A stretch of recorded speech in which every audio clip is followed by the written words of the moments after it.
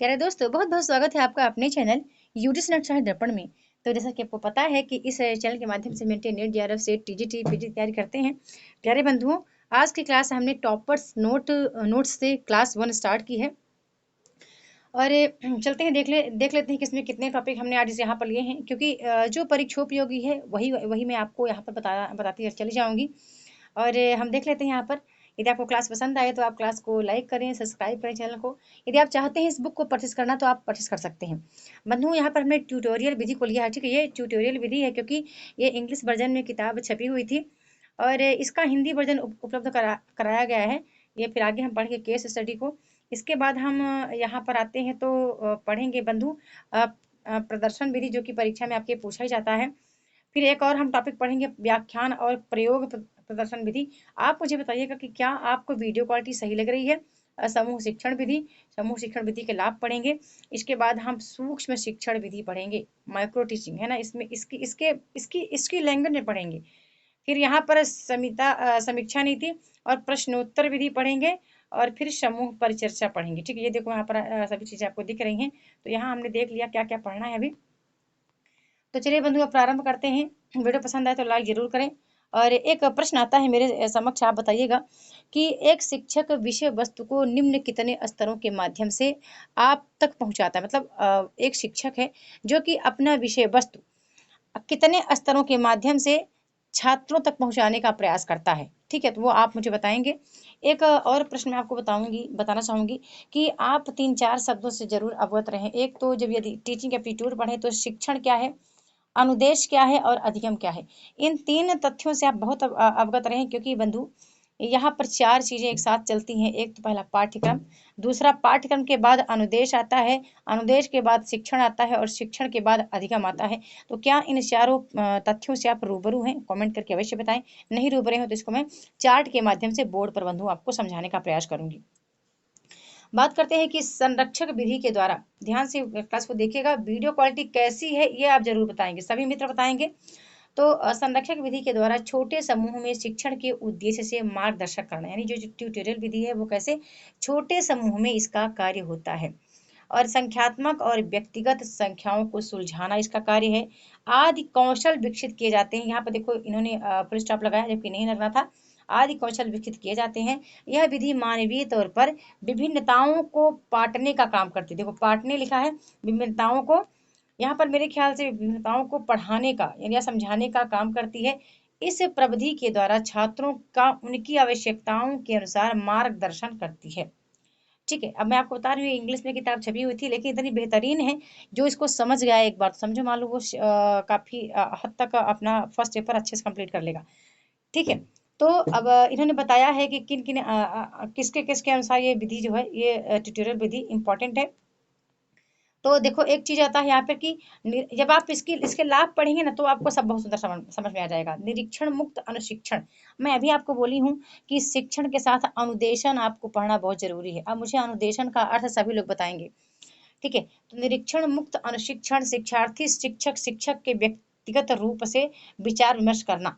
मतलब इसका काम क्या है ट्यूटोरियल विधि का, कि जो निरीक्षण मुक्त अनुशिक्षण है, जो शिक्षण आपको दी जा रही है उसके उसके साथ कौन कौन, एक शिक्षार्थी, दूसरा शिक्षार्थी शिक्षक के व्यक्तिगत रूप से विचार विमर्श करता है। यानी एक शिक्षक है वो शिक्षार्थी से, या शिक्षार्थी जो है वो शिक्षक से अपने बात को रखता है, व्यक्तिगत रूप से ट्यूटोरियल विधि के माध्यम से रखता है। सामूहिक अनुशिक्षण, साधारण स्तर के शिक्षकों को विशिष्ट दिया जाता है। और प्रयोगात्मक अनुशिक्षण, अब यहाँ पर देखो ये उनका तरीका है क्या उन्होंने लिखा है, लेकिन मैं अपने अपने शब्दों में आपको समझाने का प्रयास करूंगी कि जो इसका काम है प्रयोगात्मक अनुशिक्षण के अंतर्गत, यानी ट्यूटोरियल विधि के में प्रयोगात्मक अनुशिक्षण का कार्य है कि ये शिक्षार्थी के व्यक्तित्व, उसके कौशल, उसका उसका प्रयोगात्मक तर्क कैसा है, उसकी बुद्धि, उसकी चिंतन स्तर की बुद्धि कैसी है, उस पर यह काम करता है। ठीक है, आगे हम जब बात करते हैं कि अनुशिक्षण विधि के लाभ क्या हैं, तो यह छात्रों का ध्यान केंद्रित करने में उपयोगी है। अब ये आप लाभ पढ़ लें तो आपको समझ में आ जाएगा, आप चाहें तो इसको लिख भी सकते हैं कि इसका लाभ है तो यह छात्रों का ध्यान केंद्रित करने में के लिए उपयोगी है। इस विधि के द्वारा अधिक छात्र अधिक विचारों को उत्पन्न कर सकते हैं और इस विधि के द्वारा शिक्षण अधिगम प्रक्रिया बेहतर नियंत्रण की जा सकती है, मतलब शिक्षण शिक्षण अधिगम प्रक्रिया में बेहतर तरीके से नियंत्रण किया जा सकता है। अब यहाँ पर आ गया कौन सा, केस स्टडी, है ना। अब केस स्टडी को यानी व्यस्त अध्ययन, ठीक है, इसका मुख्य उद्देश्य कक्षा में छात्रों की सहभागिता के उच्च स्तर पर सुनिश्चित करना होता है। केस स्टडी का मतलब आप यूँ समझ लीजिए कि ये एक ऐसा मतलब अध्ययन की विधि है कि जहाँ छात्रों की जो भागीदारी है, जो सहभागिता है, उसके उसके मतलब उसके मापदंड को या उसके विचार को या उसके कार्यकाल को ये सुनिश्चित करना कि वो कितने उच्च स्तर तक, उच्चतम स्तर का सोच विचार करके अपना कार्य प्रस्तुत कर सकता है। यह विधि उन छात्रों के लिए भी सहायक है जो सीखने के लिए अभी तक केवल पारंपरिक शिक्षण विधियों पर निर्भर रहे हैं, है ना। पारंपरिक विधि आप जानते हैं कौन है, जो पुरानी प्राचीन विधियां हैं शिक्षण की, वो पारंपरिक विधियां हैं। यह उनके सीखने की दृष्टिकोण में बड़ा परिवर्तन ला सकता है। यह इस विधि का मुख्यतः मतलब प्रयोग क्या है, तो मानो इसका मतलब कहाँ कहाँ प्रयोग होता है केस स्टडी का। अब ये पॉइंट नोट कर सकते हैं कि मनोविज्ञान में, प्रबंधन के लिए, जीव विज्ञान के लिए, विधिक के लिए, अध्ययन के लिए, समाज शास्त्र के लिए, इतिहास के लिए आदि विषयों पर इसका अध्ययन, केस स्टडी का अध्ययन किया जाता है। केस स्टडी के लाभ देख लेते हैं। तो यह विधि भाग लेने वालों को विश्लेषण, गंभीर जांच, मूल्यांकन और तर्क वितर्क को व्यक्त करने का अवसर प्रदान करती है। मतलब यदि इस विधि के माध्यम से आप कोई कार्य करते हैं तो इतने ज्यादा, इतने कार्य में आप इतने प्रखर हो जाएंगे। तो यह विधि जो है केस स्टडी का, ये लाभ है। यह विधि निर्णय लेने और समस्या को सुलझाने की क्षमता बढ़ाती है। अब ये बहुत बड़ी बात है, केस स्टडी एक ऐसा मतलब हमारे पाठ्यक्रम में लगा हुआ है, शिक्षण अभिक्षमता के अंतर्गत लगा टॉपिक है, जो आपके परीक्षा में बंधु बार बार रिपीट होता है। तो इसको आप बखूबी पढ़ें, जितना हो सके इतना अच्छा आप समझें। तो ये 2-3 टॉपिक, मतलब इस पुस्तक में मैंने देखा कि गागर में ना सागर भरने का प्रयास किया गया है। छोटे छोटे शब्दों में आप बहुत कुछ समझ सकते हैं, लेकिन आपकी समझ शक्ति है वो मेरे ख्याल से प्रखर बुद्धि की होनी चाहिए, तभी भाई बंधु इसको आप समझ पाएंगे। और आगे इसकी दिया गया है कि यह छात्रों की सक्रिय सहभागिता को सुनिश्चित करता है। ठीक है, इसकी सीमाएं दी गई हैं कि इस विधि को उपयोग में लाने के लिए प्रशिक्षित शिक्षक बहुत कम मिलते हैं, और यह विधि सभी विषयों और स्थितियों के लिए उपयोगी नहीं है। ठीक है, तो ये इसकी सीमाएं भी हैं। आपको पता है जिस किसी में गुण है तो उसमें दोष जरूर निकल कर आते हैं। ठीक है, गुण के साथ दोष छिपे हुए होते हैं। अब हम पढ़ते हैं व्यक्तिगत शिक्षण प्रणाली। तो शिक्षण की व्यक्तिगत प्रणाली को सामग्री का चयन करने के अलावा सभी विषय वस्तु के लिए उपयोग किया जा सकता है। यह लिखित सामग्री के माध्यम से अवगत करने के लिए सबसे उपयुक्त है। इस प्रणाली में मुख्यतः 5 तत्व होते हैं। किसमें? व्यक्तिगत शिक्षण प्रणाली में 5 मुख्य तत्व हैं। तो कौन है? सीखने में निपुणता, आत्मगति, लिखित सामग्री पर अधिक बल है। ठीक है, ध्यान रखना, अधिक बल है। कुलानुशासन, व्याख्यान।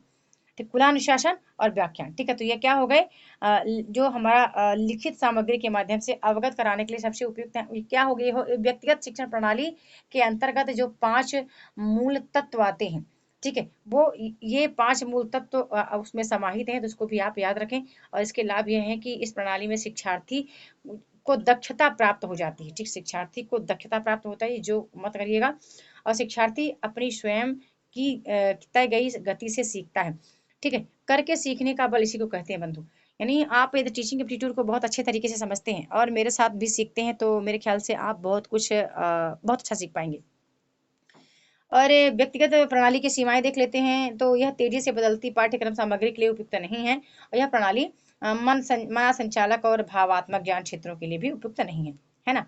तो अनिश्चित आता है कि प्रदर्शन विधि क्या है। तो जो प्रदर्शन विधि है बंधु, तो यह विधि सीखने के सिद्धांतों पर आधारित है। ठीक है, इस विधि को कक्षा में संज्ञानात्मक, भावनात्मक और मनोप्रेरक उद्देश्यों को प्राप्त करने के लिए उपयोग किया जाता है। प्रदर्शन का मतलब समझते हैं, जब मैं आपको लाइव बोर्ड पर पढ़ा रही होती हूँ, तो वहां पर मेरे साथ कई चीजें एक साथ होती हैं। बोर्ड भी होता है मेरे साथ, पेन भी होता है, डस्टर भी होता है, या मैं कुछ आपको और चित्रों के माध्यम से प्रदर्शन के करके आपको दिखा दूं, तो यह वही विधि है।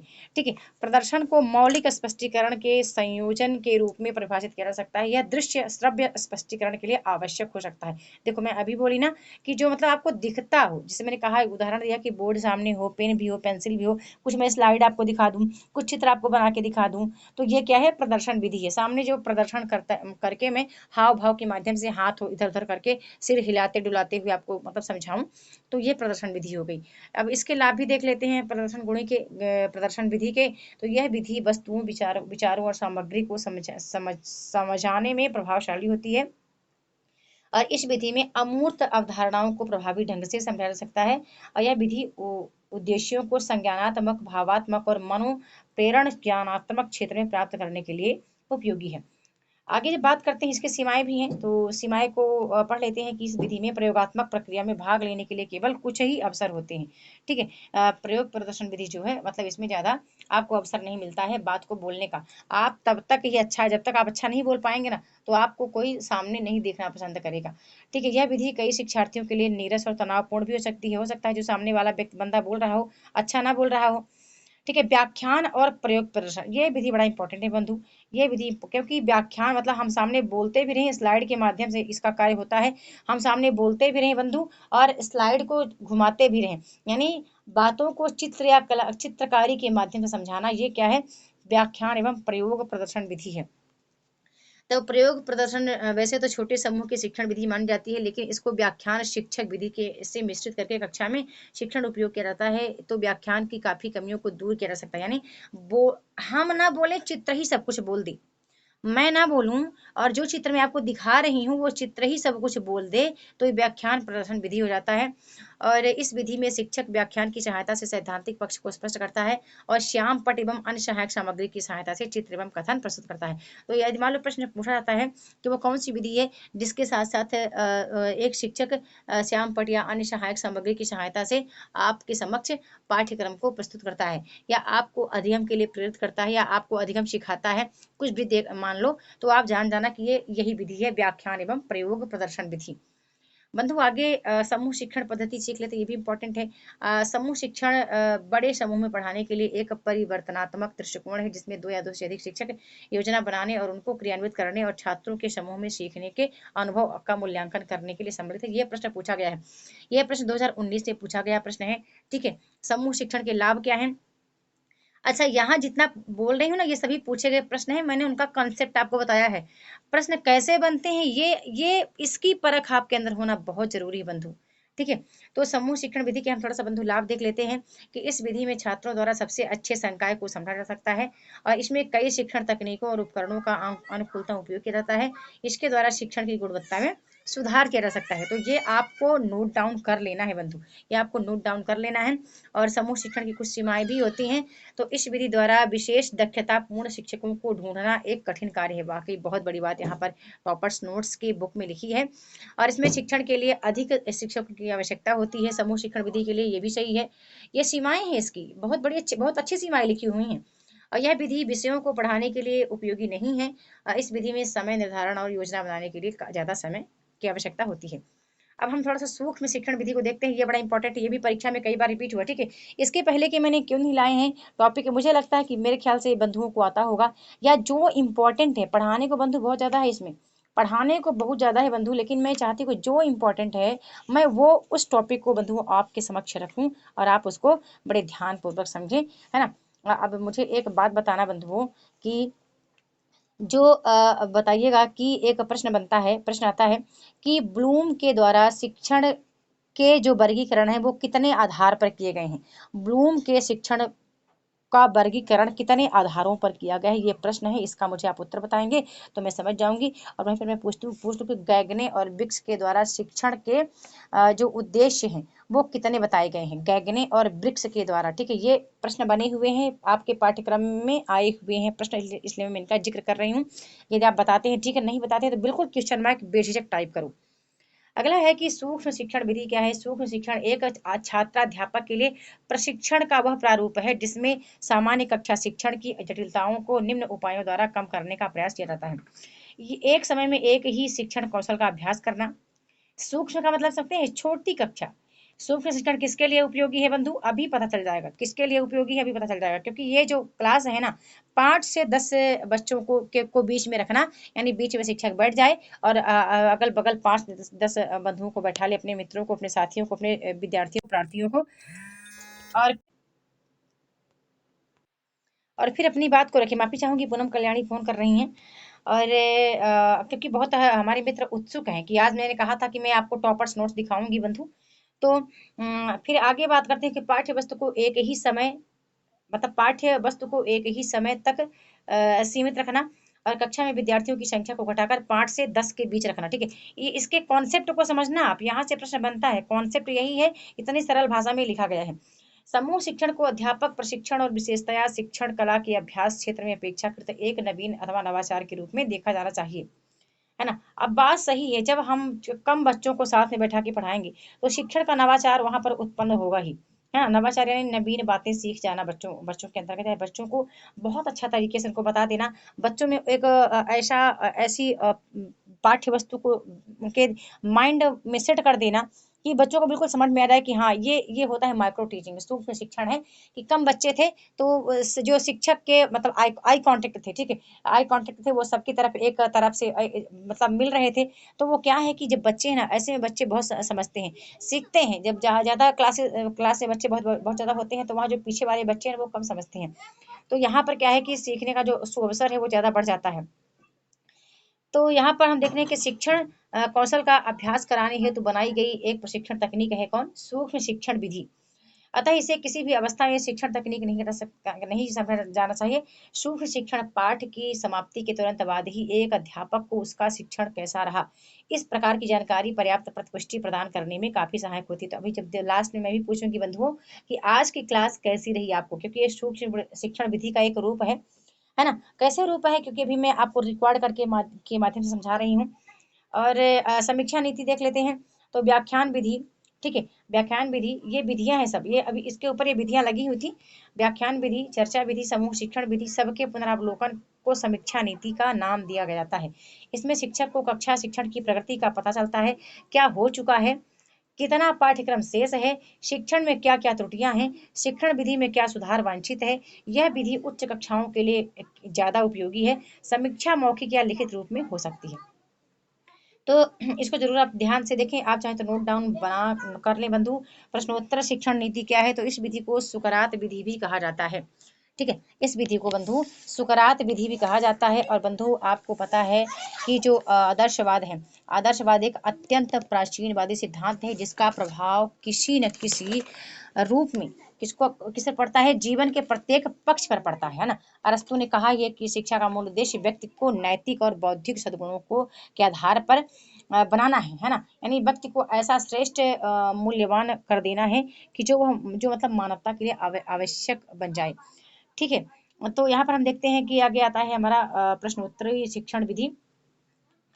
और इस विधि में हाँ सुकरात विधि कहा जाता है। इसमें मुख्य 3 सोपान होते हैं। प्रश्न निर्माण अथवा उनका प्रस्तुतिकरण एवं छात्रों के माध्यम से ही नवीन ज्ञान देना, यह मनोवैज्ञानिक सिद्धांतों पर आधारित है। प्रश्न उत्तर विधि के समय छात्र सक्रिय हो जाते हैं, यह छात्रों के ज्ञान के मूल्यांकन करने में भी उपयोगी है। आगे आते हैं लघु समूह की विधियां। तो शिक्षण के आधार अधिकतर तरीके, अरे यार, शिक्षण के अधिकतर तरीके छोटे समूह में सीखने के लिए 2 उपयोग किए जाते हैं। यह तरीके नियम है, जैसे समूह विचार विमर्श, सेमिनार, परियोजना का काम, संरक्षण, भूमिका निभाना इत्यादि, है ना, इत्यादि। इन विधियों में विधियों का जो संक्षिप्त रूप से चर्चा की जाए वो लघु समूह की विधि आती है। और समूह पर चर्चा विधि बड़ा इंपॉर्टेंट है, मतलब ये लास्ट है। तो समूह चर्चा छोटे समूह में सिखाने का के लिए एक मूलभूत विधियों में से एक है। इस समूह को संचार और पारस्परिक विचार विमर्श के रूप में वर्णित किया जा सकता है। यह समूह चर्चा 3 प्रकार से हो सकती है। एक पूर्णतया नियोजित, दूसरा आंशिक रूप से नियोजित और तीसरा नियोजित वार्तालाप समूह, ठीक है। वार्तालाप समूह का इस रूपांतरण करना, इसमें छोटे समूह के साथ लघु संक्षिप्त संरक्षित और उद्देश्यपूर्ण चर्चा सत्र होता है। समूह चर्चा के लाभ देख लेते हैं। तो इसमें समूह के सभी सदस्यों की सहभागिता होती है और इसमें प्रशिक्षुओं को की गहन सोच को विकसित किया जाता है ताकि वो अपने विचारों और राय को स्वतंत्र रूप से व्यक्त कर सकें। और समूह चर्चा मौखिक, अशाब्दिक और लिखित संचार कौशल के विकास के लिए भी उपयुक्त होती है ना। इसकी सीमाएं देखना इतना जरूरी नहीं है समूह शिक्षण की। हम देख लेते हैं कि यदि समूह चर्चा व्यवस्थित ना हो तो इसमें बहुत समय व्यर्थ जाता है, सही बात है। इस विधि में कुछ प्रतिभागियों द्वारा अपने बेहतर संचार कौशल के आधार पर प्रभुत्व की संभावना रहती है। इस विधि में प्रशिक्षुओं को आकलन करना कठिन होता है। तो ये हम कुछ 4-5 विधियां पढ़े हैं। और आप बताना बंधु कि क्लास कैसी लगी है, आपको समझ में आई कि नहीं आई, कितनी समझ में आई, ये जरूर लिखा करें। आप कितनी समझ में आई क्लास, ये जरूर लिखा करें। तो मतलब तीन या चार क्लास है इसका मैं बनाऊंगी यहाँ पर, ये मुख्य मुख्य जहाँ से प्रश्न बनते हैं। ठीक है, जब आप लिखेंगे तब मेरे बात समझ में आएगी कि जो शिक्षण अभिक्षमता है वहां से कौन कौन सी चीजें हैं जो आपके समझ में नहीं आ रही। जब आप लिखेंगे तो मेरे मेरे बात समझ में आएगी क्या क्या चीजें आपको नहीं आती। जैसे शिक्षण के सूत्र सभी को पता है, शिक्षण के जो सूत्र हैं बंधु सभी को पता है, मैं जानती हूँ, है ना। अब शिक्षण के जो मनोवैज्ञानिक सिद्धांत हैं वो किसको किसको पता है मुझे बता देना। अधिगम के बारे में आप कितना जानते हैं मुझे आप बता देना, जब आप बताओगे तो मेरे समझ में आएगा विचार। अन्यथा ये सारी क्लासेस पहुंच जाएंगी कहाँ, जहां हम पढ़ाते हैं अपने समूह में। और तो ताकि हमारे यूट्यूब के दर्शकों को इसका पूरा पूरा लाभ मिले। जब आप लिखोगे तब तो मैं समझूंगी, क्योंकि आपके कमेंट का मुझे बहुत ज़्यादा इंतजार रहता है। और ये इंतजार की का जो क्षण है वो मैं बार बार अपना मोबाइल खोल करके वाईटी चेक करती रहती हूँ। किसी बंधु का कमेंट आया हो तो मैं उस बंधु के सवाल को हल करूँ, उनके प्रश्न को समस्या को मैं सॉल्व करूँ। तो बंधु बताना मुझे कि शिक्षण विधियाँ जो हैं उसका आपको कितना अच्छा आकलन है, कितना अच्छा आप शिक्षण विधियों को समझते हैं, है ना। तो चलते हैं, फिर मिलते हैं अगले क्लास में, तब तक के लिए बहुत बहुत धन्यवाद।